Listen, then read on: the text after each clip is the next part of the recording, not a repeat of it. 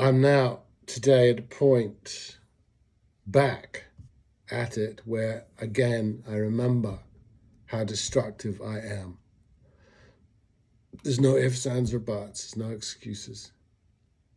There's not much to be done. No atoning, certainly. I'm not the man of God one must be to atone, but the price of engagement, of participation, the sharing of worship, the awareness of owing are too high to pay. The night that falls gentle and quiet in the rain has been teaching me and inspiring me since I've known darkness and water. But very few people, at least not what they said, more often how they said, how they moved when they said it, and how they cleaned the house. Why do I have no sense of being taught? I don't think it's a reality. I don't think that's how we were born. We were born to learn. And the teacher learns probably more than anybody else. If I got an award and thanked people, I would thank them, but it would be for reasons they might not accept. Not like Michael Jordan, who credited those who doubted him with inspiring his success, though he was honest. I really believe them when someone says, I owe it all to you. I believe they believe that. They are lucky, I think, to believe that, to feel that way. I would be grateful, I think, to the people I have loved for just that. Not for loving me, but for being enthralling. That I have decided is how I learn. Maybe like seeing an object or animal and painting its essence. I am grateful to it for existing, but the interpretation in my painting is all mine. The flaws in it are all mine, if they are anyone's. And they're not anyone's. They just are.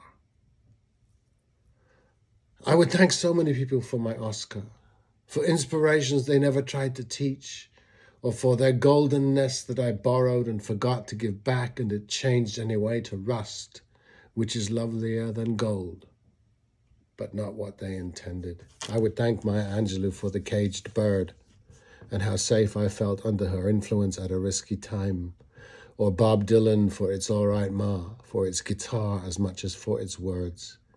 And he never knew me. Collaboration, at which I have always been mysteriously useful, and a democracy are not the problem. I had a shock epiphany last year at a Shakespeare workshop in Kyiv. Yes, Kyiv. We were in a room, not on stage, working some Shakespeare, fully lit.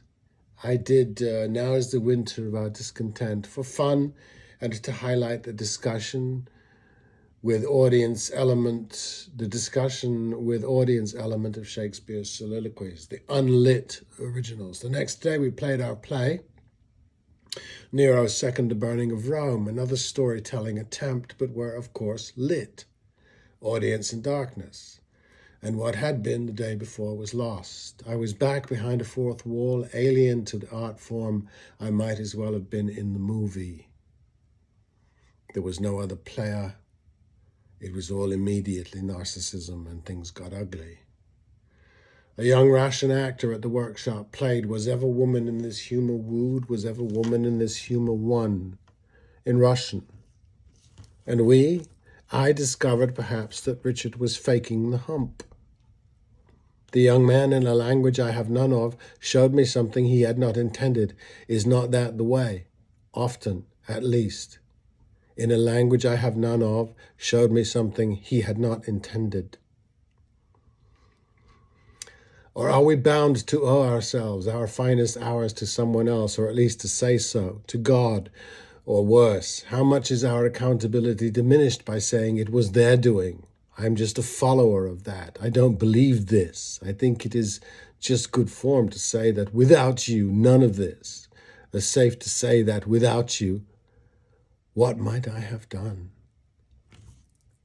Not saying that art is air that just passes through, but that the trick is to stand in its way intentionally so it bumps you like kiss tag. You want to be caught. It is there for me at the bus stop waiting that life descends and gets busy. It is the readiness, the right bus fare but no idea of destination, The readiness is all. There's no teaching here.